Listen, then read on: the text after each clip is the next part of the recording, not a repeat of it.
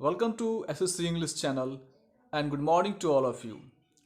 और the Hindu editorial के session में आपका स्वागत है। और चूंकि आज का जो सेशन है इसमें मैंने इंक्लूड किया है a greater impact on women. ये हमारा शीर्षक है, ये हमारा हेडलाइन है। तो इसमें कुछ लाइनें मैंने लिखी है। अन कहीं पहलुओं को समेटे करती है दिन भर काम, शाम को आराम, दर्द है इनके कई, कौन करे बयां। तो चूंकि वुमेन में जो प्रभाव पड़ रहे हैं इसको लेकर बात हो रही है। आज के जो की पॉइंट क्या क्या है, मेन पॉइंट जो बुलेट पॉइंट्स हैं वो क्या क्या हैं। पहले है इनक्वलिटीज़ की बात हो रही है, और ख़ास करके इनक्वलिटीज़ में जेंडर इनक्वलिटीज़ की बात हो रही है। और डोमेस्टिक वायलेंस जो है वो बढ़ रहे हैं। वुमेंस के कंट्रीब्यूशन जो है इकॉनमी में वो होना चाहिए, एक सजेशन के रूप में है। और ख़ास करके जो वुमेन के काम है, महिलाओं के जो काम है उसको पॉलिसी मेकिंग में और डिसीजन मेकिंग में जो सरकार योजना बनाती है उसको शामिल करना चाहिए। चलिए स्टार्ट करते हैं आज का। और मैं कैमरा ऑन कर लेता हूँ। चलिए कैमरा ऑन हो गया है। तो हमने देख लिया, हेडलाइंस के बारे में देख लिया। हेडलाइंस के बाद आते हैं। COVID-19 poses a threat to women's livelihood and increases their burden of work at home। कह रहे कि जो COVID-19 है, कोरोना वायरस 19 जो है, ये एक प्रकार से महिलाओं के जीवन में, महिलाओं की जीविकाओं में क्या कर रहा है, एक प्रकार से एक संकट है, संकट मंटाता हुआ है। और साथ ही साथ उनमें जो घर में जो काम कर रहे हैं वो उस पर बर्डन बढ़ रहा है। कई सारे उस भार जो है उन पर बढ़ रहे हैं। देखिए आज मैं क्या करूँगा, एक पैराग्राफ को पढ़ लूँगा और उसके बाद समझाऊंगा, क्योंकि थोड़ा सा बोरिंग हो जाता है, लंबा हो जाता है। तो आज पहला पैराग्राफ ये है, इसको मैं पढ़ता हूँ। Early science are SARS-CoV-2 poses a great direct health risk to men and particularly older men, but the pandemic is exposing and exploiting inequalities of all kinds, including gender inequalities. In the long term, its impact on women's health, right, freedom could harm us all। देखिए यहाँ पर क्या बात हो रही है, यहाँ पे बात ये हो रही है, ये जो SARS-CoV-2 है, जिसको COVID-19 को भी बोलते हैं, तो इसके कारण से हमारे जो जो मैन हैं, पुरुष हैं, उसको, और साथ ही साथ जो ओल्डर मैन हैं, जो बुजुर्ग हैं, उसके भी जीवन को, उसके हेल्थ को काफ़ी प्रभावित किया है। और साथ ही साथ इससे क्या हो रहा है, जो पेंडेमिक है वो कई चीज़ों को हमारे सामने ला रहा है, कई चीज़ों को एक्सपोज कर रहा है। एक्सपोज कर रहा है मतलब दिखा रहा है, और साथ ही साथ एक्सप्लॉइट भी कर रहा है। जो इनक्वालिटीज़ है, कई सारी इनक्वालिटीज़ हैं, उसको एक्सप्लॉइट कर रहा है। जैसे घरों में महिलाएं जब घर में काम करती है, कई सारे काम करती है, डोमेस्टिक वायलेंस होते हैं, तो उसमें क्या हो रहा है, जेंडर इनक्वालिटीज़ को शो कर रहा है। लिंग असमानताएं, मतलब घर में जो है उन पर थोड़ा सा क्या होता है, वायलेंस होता है, हिंसा होती है। और ख़ास करके एक लॉन्ग टर्म में अगर हम बात करते हैं तो महिलाओं के जो स्वास्थ्य है, उसका अधिकार है, उसकी जो स्वतंत्रता है, उसकी जो फ्रीडम है, उस पर एक प्रकार से प्रभाव पड़ेगा। क्योंकि सभी लोग घर में है तो उनको काम करना पड़ता है, कई सारे ये करना पड़ते, कई सारे बर्डन होते हैं, और ख़ास करके अभी तो बहुत ज़्यादा होते हैं। और इससे क्या होगा, ये डायरेक्ट हमें इम्पैक्ट करेगा। क्योंकि अगर एक फैमिली में महिलाओं को अगर कुछ इम्पैक्ट हो रहा है तो वो डायरेक्ट पूरे फैमिलीज को प्रोवाइड कर, पूरा ये करेगा, इम्पैक्ट करेगा। तो यानी इसलिए हार्म अस ऑल लिखा हुआ है। मतलब हार्म अस ऑल कहने का अर्थ है वहाँ इम्पैक्ट पड़ रहा है महिलाओं पर, लेकिन डायरेक्टली हम पर कर रहा है इम्पैक्ट। तो इन बातों को ध्यान रखनी चाहिए। अगला पैराग्राफ है, women are already suffering the deadly impact of lockdown and quarantine. These restrictions are essential, but they increase the risk of violence towards men trapped with abusive partners। तो यहाँ पे बात ये हो रही है कि जो महिलाएं जो है क्या सफ़र कर रही है, ये जो डेडली इम्पैक्ट ऑफ लॉकडाउन और क्वारंटीन का, घर में रह रहे हैं, लॉकडाउन में हैं, तो उसको वो सफ़र कर रहे हैं। लेकिन ये जो रेस्ट्रिक्शंस ज़रूरी है, चलिए ये बात तो सही है कि यहाँ पर अगर लॉकडाउन है, क्वारंटीन है, तो ये खास करके अभी के लिहाज से तो सही है। लेकिन साथ ही साथ उन पर वायलेंस हो रहा है, हिंसा हो रहा है। मतलब जो हिंसा का जो रिस्क है, खतरा है, वो बढ़ रहे हैं, वो इंक्रीज हो रहे हैं। Towards women trapped with abusive partner, उनके जो पार्टनर हैं तो उनसे वो क्या हो रहे हैं, वायलेंस हो रहे हैं. Recent weeks have seen an alarming global surge in domestic violence. The largest support organization in the UK reported a 700 increase in calls at the same time. Support service for women at the risk face cuts and the closure. तो यहाँ पे बात ये हो रही है कि जो रिसेंट वीक है इसमें एक प्रकार से बढ़ोतरी हुई है. सर्ज मतलब होता है बढ़ोतरी होना. वैश्विक रूप से, वैश्विक रूप से मतलब हमारे इंडिया में नहीं बल्कि और सारी कंट्रीज जो हैं वहाँ पर भी क्या हो रहा है, आए दिनों में, आए सप्ताह में हमने देखा कि एक खतरा मंडरा रहा है, एक बढ़ोतरी हो रहा है. डोमेस्टिक वायलेंस जो है, घरेलू हिंसा जो है, उसकी संख्याएं जो है बढ़ रही है. साथ ही साथ जो लार्जेस्ट सपोर्ट ऑर्गेनाइजेशन है यूनाइटेड किंगडम में, उन्होंने एक प्रकार से एक रिपोर्ट पेश किया है कि 700% 700% का तो 7 गुना, तो 7 गुना जो है ये बढ़ गया है कॉल्स. और साथ ही साथ जो सपोर्टिव सर्विस हैं वो क्या हो चुके हैं, वो रिड्यूस हो चुका है. जो वुमेन को प्रोवाइड करती है सपोर्टिव सर्विस किसी भी चीज़ में, तो वो कम हुए हैं और वो बंद हुए. तो ये तो होगा ही सभी के लिए, तो इनके केस में तो होगा ही. This was the background to my recent appeal for the peace in homes around the world.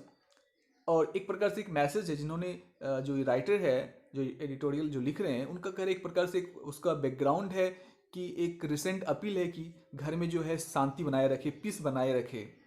और केवल हमारे इंडिया में नहीं, प्रत्येक वर्ल्ड के प्रत्येक कंट्री में. Since then more than 143 government have committed to supporting women and girls at the risk of violence during the pandemic. साथ ही साथ क्या हुआ है, तभी से एक प्रकार से 173 सरकारें जो है, 143 सरकारें हैं जो है, मतलब कहीं 143 कंट्री के सरकार ने क्या किया है, महिलाओं और गर्ल्स के प्रति जो वायलेंस हो रहा है, जो रिस्क वायलेंस होगा पैंडेमिक के दौरान, उसको कमिट किया है कि हम सपोर्ट करेंगे, समर्थन देंगे.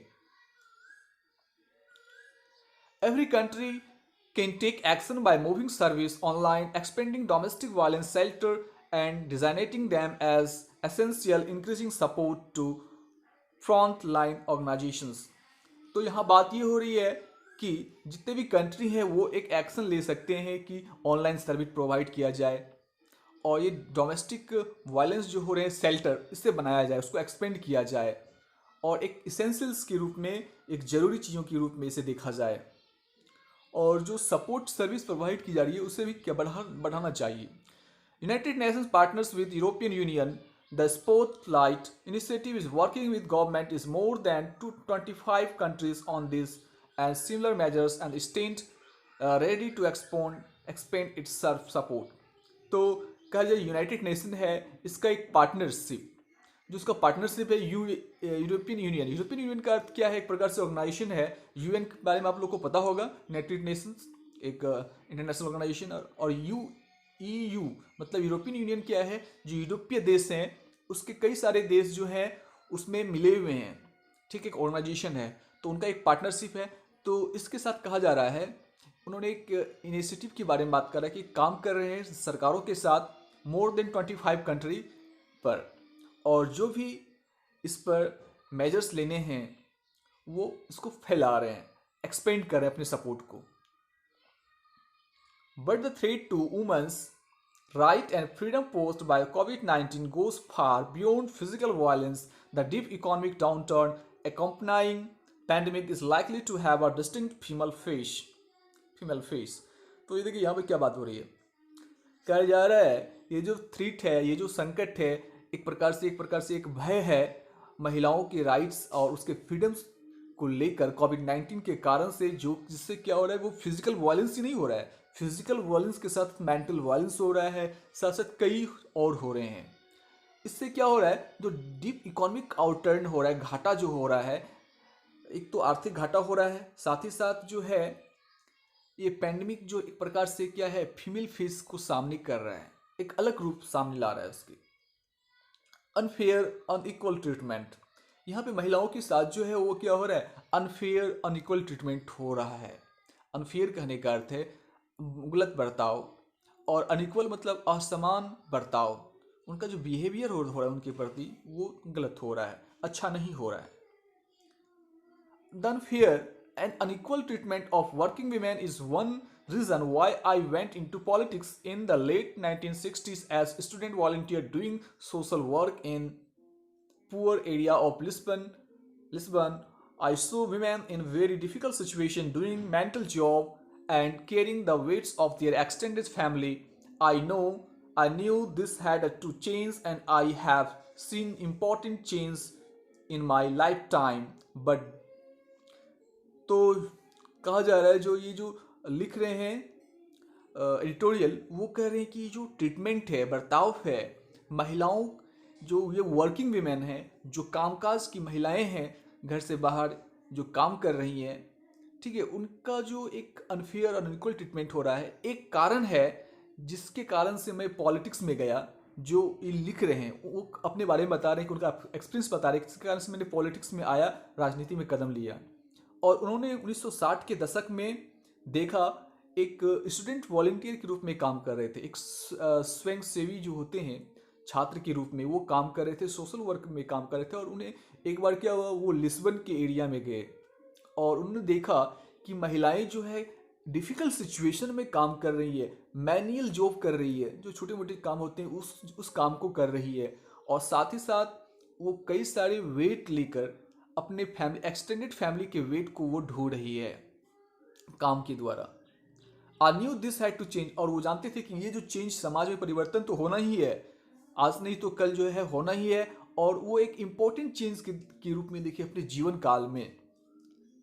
But decade later, COVID-19 threatened to bring back this condition and worse for many women around the world. लेकिन कह रहे कि ये कंडीशन मैं देख रहा हूँ कि ये कोविड-19 के कारण से फिर से आ रहा है, क्योंकि कई महिलाएं जो है वो जॉबलेस होंगी। जो छोटे छोटे काम कर रही थी उन्हें भी जॉब नहीं मिलेगा, क्योंकि काफ़ी दिन हो चुका है, कोविड-19 का काफ़ी दिन हो चुका है, पैंडेमिक का, आर्थिक स्थिति जो है गड़बड़ हो चुका है, खस्ता हालत हो चुका है। Women are disproportionately represented in poor paid jobs without benefit as domestic workers, casual laborers, street vendors, and in small scale service like hairdressing.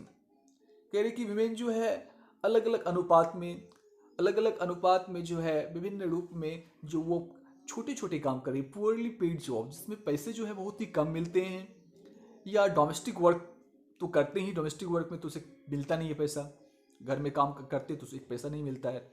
और कैजुअल लेबर के बारे में, कैजुअल लेबर का अर्थ होता है आज काम मिल गया, 2 दिन काम नहीं मिला, 4 दिन काम मिल गया, यानी अनऑर्गेनाइज्ड वे में। स्ट्रीट वेंडर के रूप में काम करती हैं महिलाएं, और साथ साथ छोटे छोटे जो स्तर की जो सर्विस हैं, जैसे हेयर ड्रेसिंग हो गया, इसमें भी काम करती है।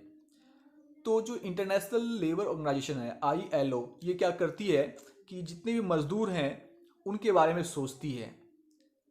तो अंतर्राष्ट्रीय मजदूर संघ जो है, उन्होंने एस्टिमेट किया है, एक अनुमान लगाया है, मूल्यांकन किया है कि लगभग 200 मिलियन जॉब, 200 मिलियन जॉब कहने का अर्थ है एक मिलियन में 10 लाख होते हैं, तो 200 गुना 10 कर लीजिए, निकल जाएगा।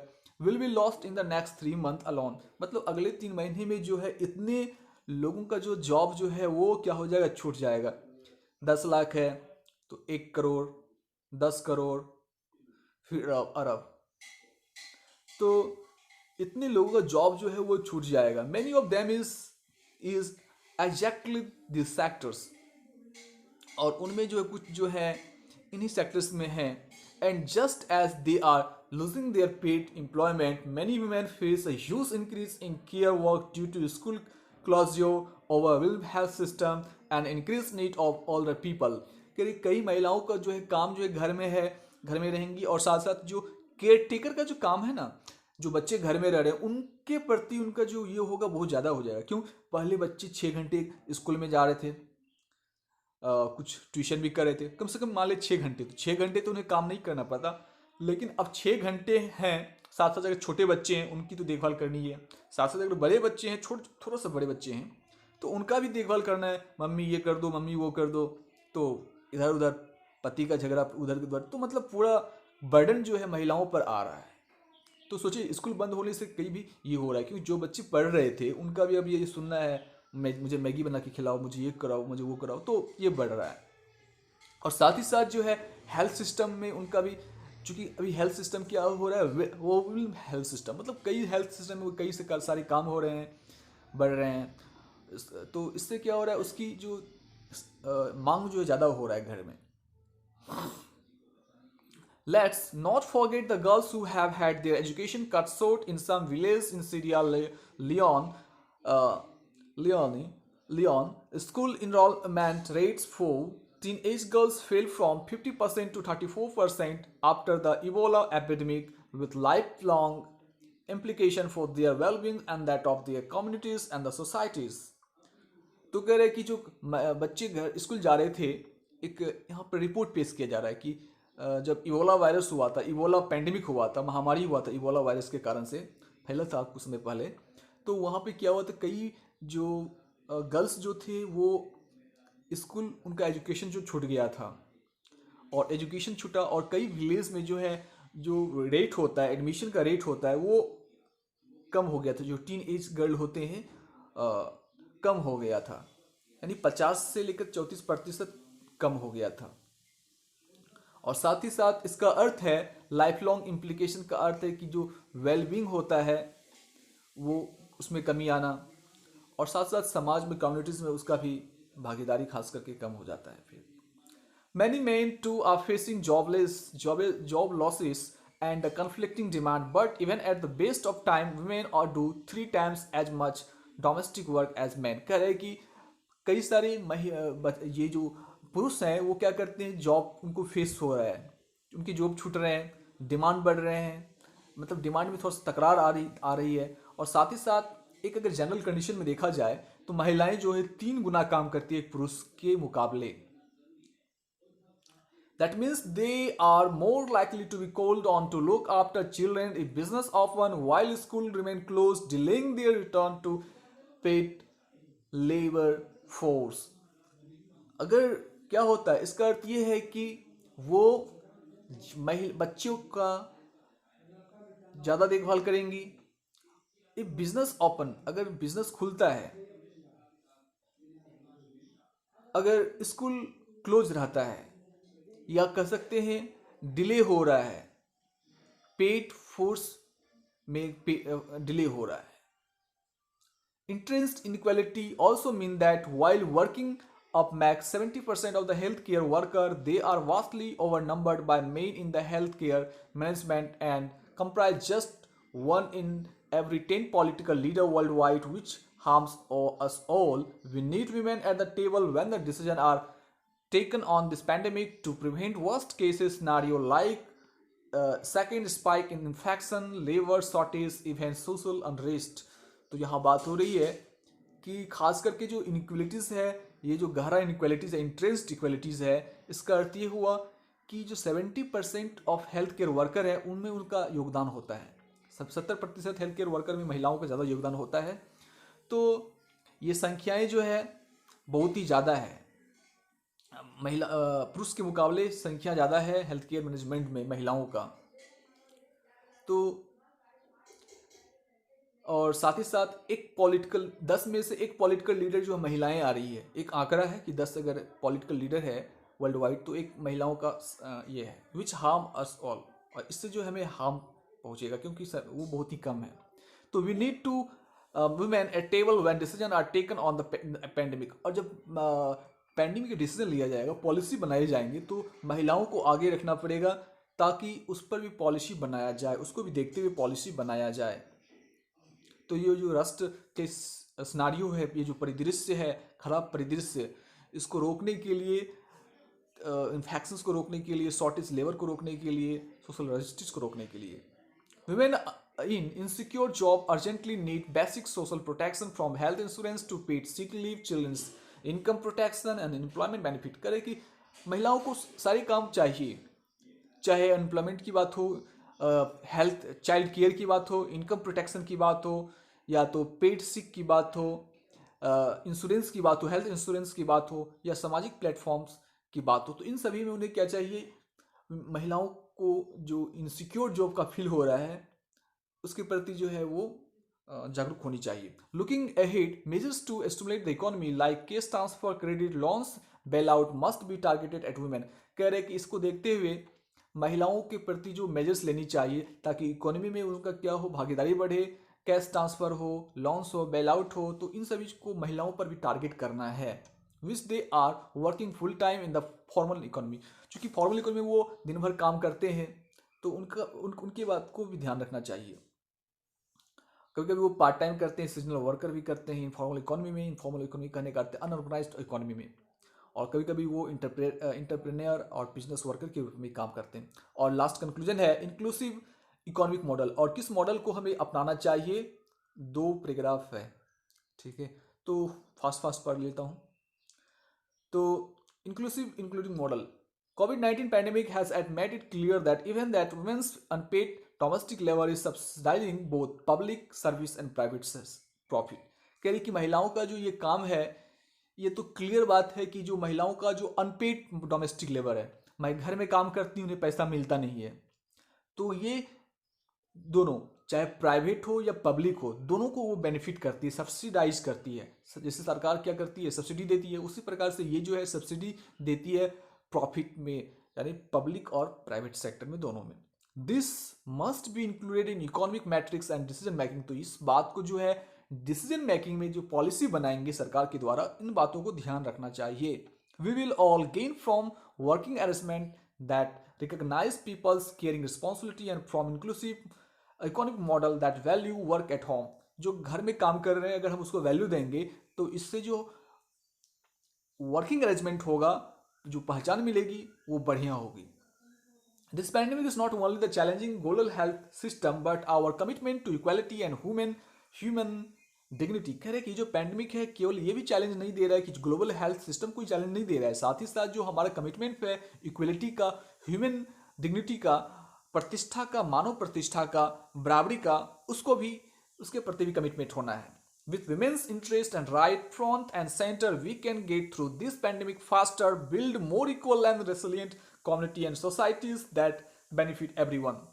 कह रहे कि इससे तो हम पार जाएंगे, लेकिन हमें क्या करना है, पैंडेमिक से जैसे ही ज़्यादा फास्टर हम इससे निकलेंगे, जल्दी से बाहर निकलेंगे, तो हमें एक प्रकार से सोशल रेसिलियंट कम्युनिटी बनाना है। सोशल, सामाजिक, इक्वल मतलब एक बराबर हो, रेसिलियंट कम्युनिटीज, रेसिलियंट मतलब एक लचकदार हो, लचकदार मतलब कहने का अर्थ फ्लेक्सिबल हो, कि सभी चीज़ को समावेश करता हो, इंक्लूड करता हो, और ऐसी सोसाइटी जो सभी को बेनिफिट करता हो। Thank you. और इनको जो लिखा था Antonio Guterres is secretary general of United nation. United nation का जो सेक्रेटरी जनरल है, उनके द्वारा ये लिखा गया था, जो महिलाओं के बारे में बात की जा रही है। और 23 मिनट हो चुका है। Thank you. Subscribe the channel. और क्या क्या गलतियां हैं मुझे बताइए, इसमें क्या क्या इंक्लूड करना, चूंकि एडिटोरियल जो है बहुत लंबा हो जाता है।